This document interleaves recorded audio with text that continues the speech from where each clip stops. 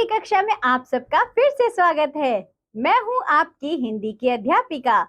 तो बच्चों, आज पढ़ेंगे हम पाठ नंबर 17 जिसका नाम है मिट्ठू राम की परेशानी।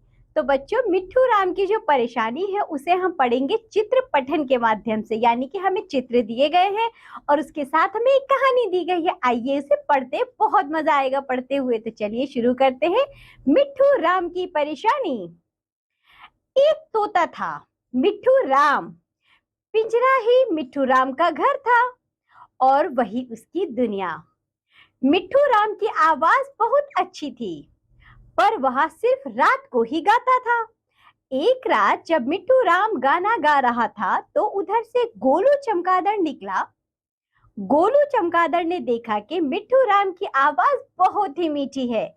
उसने पूछा, क्यों भाई, तुम्हारी आवाज इतनी मीठी है तो तुम सिर्फ रात को ही क्यों गाते हो?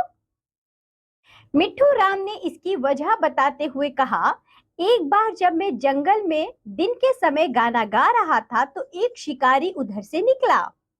उसने मेरी आवाज सुनी और उसी कारण उसने मुझे पकड़ लिया। तब से अभी तक मैं इस पिंजरे में कैद हूँ। यह बताकर मिट्ठू राम बोला, इसके बाद से मैंने यह सीख लिया कि दिन में गाना मुसीबत का कारण बन सकता है और इसलिए अब मैं रात को ही गाता हूँ। यह सुनकर गोलू चमगादड़ बोला, मित्र, यह तो तुम्हें पकड़े जाने से पहले सोचना चाहिए था। सच भी है कि कई बार हम गलतियां करने के बाद ही उससे कुछ सीख सकते हैं, पर जरूरी नहीं है कि हर बार सीखने के लिए गलती ही की जाए। कई बार किसी काम को करने से पहले कुछ सावधानियां रखकर हम गलतियों से बच सकते हैं और नुकसान से भी।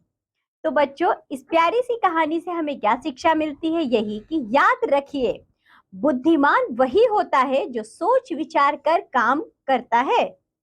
तो बच्चों, हमें हमेशा जो भी काम करना है उसके लिए पहले हमें सोचना चाहिए। हमें तभी उस कार्य को करना चाहिए ताकि बच्चों ये संभावना कम हो सके कि उसमें कोई गलती होगी। कभी कभी हमसे तब भी गलतियां हो जाती, कोई बात नहीं, लेकिन हमें किसी भी कार्य को करने से पहले बहुत ही सोच समझ कर करना चाहिए। तो चलिए बच्चों, आज के पाठ में ये पाठ होता है यहाँ पर खत्म। अब हम मिलेंगे आपसे अगली कक्षा में, तब तक के लिए बाय बच्चों।